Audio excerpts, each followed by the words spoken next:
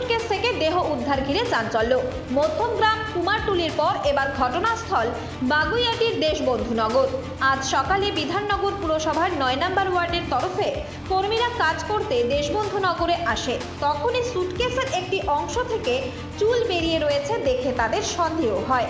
খবর দেওয়া হয় পুলিশে।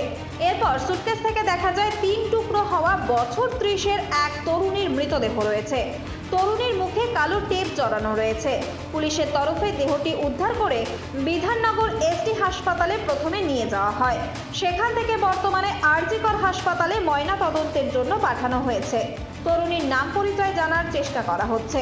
কোথা থেকে কিভাবে কারা এই খুন করে দেহ রেখে গেল তার তদন্তে নেমেছে পুলিশ। আশেপাশের লোকজনকে জিজ্ঞাসাবাদের পাশাপাশি এলাকার সিসিটিভির ফুটেজও খতিয়ে দেখা হবে তদন্তকারীদের তরফে। এদিনে দেহ উদ্ধারের ঘটনায় স্বভাবতই চাঞ্চল্য ছড়ায় এলাকায়। একটা খবর শুনেছি, শুনে আমি এসেছি কি হয়েছে দেখতে। ঠিক আছে, এখানে তারপরে আমি এখানে এসে শুনছি যে এখানে এরকম একটা বডি পাওয়া গেছে, তার অনেক আগে তুলে নেওয়া হয়ে গেছে। আমি জাস্ট কিছুক্ষণ আগে এসে কথাটা। আপনি কি এখানে থাকেন? হ্যাঁ, আমার বাপের বাড়ি পঞ্চমী অ্যাপার্টমেন্ট।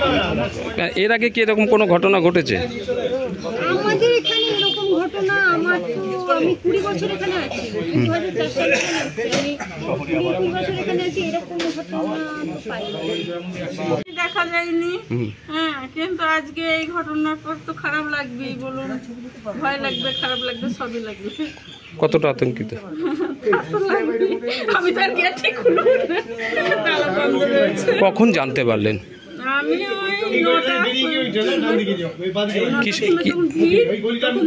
তালা খুলে। হ্যাঁ, কি দেখলেন?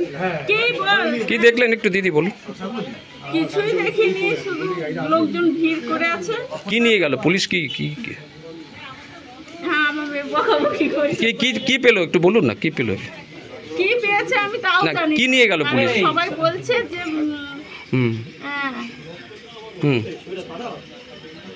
যে একটা বডি পাওয়া গেছে। থানার পুলিশ